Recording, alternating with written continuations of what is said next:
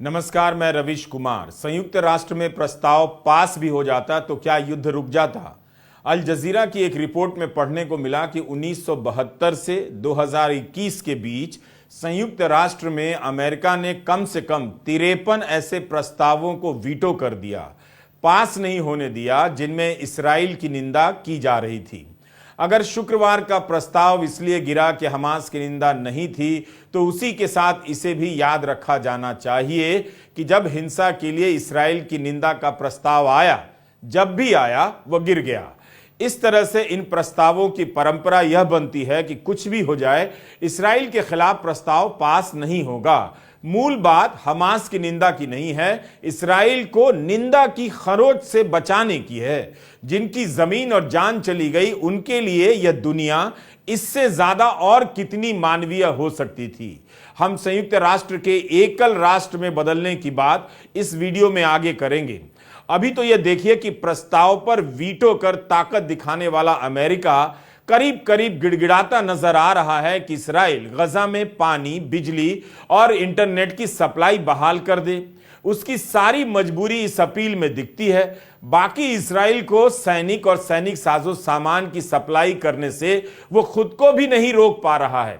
America यही कह देता कि हमारी बात नहीं सुनी गई तो हम सैनिक मदद नहीं करेंगे, नहीं कह सकता। गजा में 55,000 गर्भवती महिलाएं हैं, 30,000 बच्चे बताए जाते हैं। सभी के साथ साथ ये भी गंदा और प्रदूषित पानी पीने के लिए मजबूर हैं। यह सूचना भी उसी इसराइल के अखबार में छपी है, हारित्स में। अब तो युद्ध अपराध की बात भी कोई नहीं करता। गजा में 8,000 से अधिक लोगों के मारे जाने की खबर है। इनमें ज्यादातर बच्चे हैं, औरतें हैं। सेव द चिल्ड्रेन एक अंतर्राष्ट्रीय संस्था है। इस संस्था ने कहा है कि 7 अक्टूबर से अब तक 3,257 बच्चे मारे गए हैं। इनमें कम से कम 3,195 बच्चे गजा के थे, 33 वेस्ट बैंक और 29 इसराइल के भी बच्चे हैं। संगठन ने लिखा है कि गजा में मरने वालों में 40% बच्चे हैं। 1,000 बच्चों के मलबे में दबे होने की आशंका जताई जा रही है। 2019 से लेकर अब तक जितने बच्चे दुनिया भर में हिंसा और युद्ध क्षेत्रों में मारे गए हैं, उतने 3 हफ्ते में गजा के बच्चों को मार दिया गया। बच्चों की तस्वीरें, उनकी गिनती बताने से भी इसराइल, अमेरिका और उसके दोस्तों को फर्क नहीं पड़ा। बहुत साफ है कि किसी भी स्तर की तबाही से इनका दिल नहीं पिघलता। दुनिया ने देख लिया कि अब उसके प्रदर्शनों का, विलखने का इन हुक्मरानों और राज्यों के चरित्र पर कोई असर नहीं पड़ता है।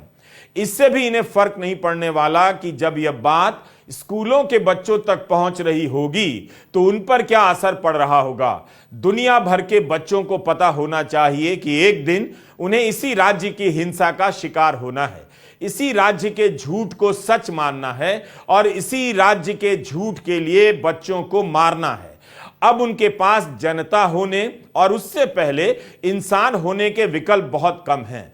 जिन कार्टून चैनलों को देखने में उनका पूरा दिन चला जाता है, दरअसल सत्ता ने इन चैनलों के जरिए उन सभी बच्चों को कार्टून बना दिया है। यह अभी नहीं, बहुत बाद में पता चलेगा। यह इसराइल के प्रधानमंत्री बेन्यामिन नेतन्याहू हैं, इसराइल के चौकीदार हैं। इनके ट्वीट से पता चलता है कि इसराइल का यह चौकीदार सो रहा था जब हमास ने हमला किया। यह दुनिया के पहले ऐसे चौकीदार हैं जो कह रहे हैं कि उन्हें जगाया नहीं गया। चौकीदार कहने से आपको बहुत कुछ याद आएगा, मगर सत्यपाल मलिक ने पुलवामा को लेकर जो कहा है, अभी उसे आप रहने दें। इसराइल के इस चौकीदार की हालत यह है कि 7 अक्टूबर को हमास के हमले के बाद 22 दिन बीत जाने के बाद ट्वीट करते हैं कि उन्हें इसकी चेतावनी नहीं दी गई कि हमास इसराइल के खिलाफ युद्ध छेड़ने वाला है। नेतन्याहू ने इसराइल की सुरक्षा एजेंसियों को दोषी ठहराया और 7 अक्टूबर के हमले के लिए खास तौर पर सेना यानी IDF और खुफिया एजेंसी के इंटेलिजेंस के प्रमुखों का नाम ले लिया। नेतन्याहू के अलावा सुरक्षा बलों के प्रमुख, जासूसी एजेंसी शिन बेट, नेतन्याहू के वित्त मंत्री, सभी ने 7 अक्टूबर के हमले में अपनी जिम्मेदारी मान ली है। नेतन्याहू ने अभी तक अपनी जिम्मेदारी नहीं मानी है। नेतन्याहू के इस ट्वीट के बाद उनकी वॉर कैबिनेट में तूफान मच गया। इस्राइल में नेता, विपक्ष और फिलहाल नेतन्याहू की इमरजेंसी सरकार में शामिल बेनी गैट्स ने ट्विटर पर जाकर लिख दिया कि नेतन्याहू को बयान वापस लेना चाहिए। जब हम युद्ध में हैं तो नेतृत्व को जिम्मेदारी दिखानी चाहिए, सुरक्षा बलों को प्रोत्साहन देना चाहिए। पूर्व प्रधानमंत्री और विपक्ष के नेता यायर लापिड ने कहा है कि इस बयान से नेतन्याहू ने रेड लाइन क्रॉस की है। जिम्मेदारी से भागने के ऐसे बयान सेना को कमजोर करते हैं। नेतन्याहू ने बाद में अपना ट्वीट डिलीट कर दिया, हटा दिया। 10 घंटे बाद उन्होंने एक दूसरा ट्वीट किया कि मैं गलत था, मुझे वो टिप्पणी नहीं करनी चाहिए थी और मैं इसके लिए माफी मांगता हूं।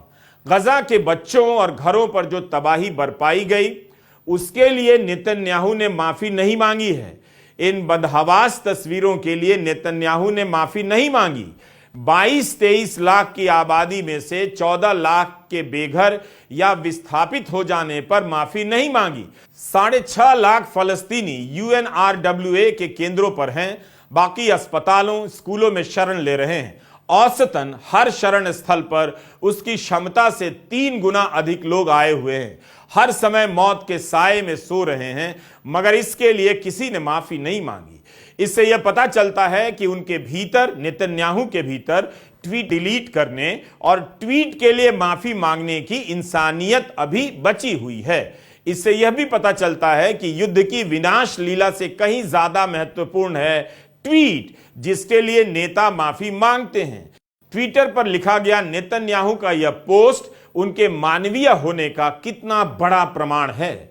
युद्ध के बाद भले कुछ ना बचे, कोई फलस्तीनी ना बचे, गजा में कोई बच्चा ना बचे, मगर ट्विटर पर पोस्ट करने के बाद उस ट्वीट को डिलीट करने और उस पर माफी मांगने की संभावना अभी भी दुनिया में है। यही इस वक्त की सबसे बड़ी खबर है। इस्राइल का अखबार है हारेट्ज, इसके संपादकीय पर एक लेख छपा है जिसका शीर्षक है Netanyahu apologizes for the first time ever, not for the war, for a tweet. यह लेख अनशेल फेफर का है। नेतन्याहू ने 10 घंटे बाद एक दूसरा ट्वीट किया और पहले ट्वीट में लिखी बातों के लिए कहा, मैं गलत था और मैं इसके लिए माफी मांगता हूं। मैं सभी सुरक्षा प्रमुखों को अपना पूरा सहयोग देता हूं। 24 दिन हो गए, इन सभी को आपस में यही पता नहीं कि इनमें से कौन गलत था और जो गलत था उसके खिलाफ क्या कार्रवाई होनी चाहिए। ये अपनी गलती का हिसाब नहीं कर पाए, मगर हमास के हमले की सजा उन नागरिकों को दे रहे हैं जो हमास नहीं है, जिनकी कोई गलती नहीं है। ऐसे सही लोगों के साथ जो भी हैं इस वक्त, उनसे भी गलती को पहचानने की उम्मीद बेकार है। नेतन्याहू का लगातार विरोध हो रहा है इस्राइल में। हमास ने कह दिया कि वो फौरन फलस्तीनी कैदियों की रिहाई के बदले बंधकों को रिहा करने के लिए राजी है। हारेट्ज में बंधकों के परिवारों का बयान है। उन्होंने कहा है कि वे ऐसे समझौतों का समर्थन करते हैं जिसमें सभी बंधकों के बदले बड़ी संख्या में फलस्तीनी कैदियों को रिहा कर दिया जाए। परिवारों ने मांग की है कि इस्राइल ऐसा कोई कदम ना उठाए जिससे बंधकों की सुरक्षा प्रभावित हो सकती है। परिवारों ने कहा है कि नेतन्याहू ने उनकी बात ध्यान से सुनी है और कहा है कि सभी बंधक एक साथ वापस आएंगे।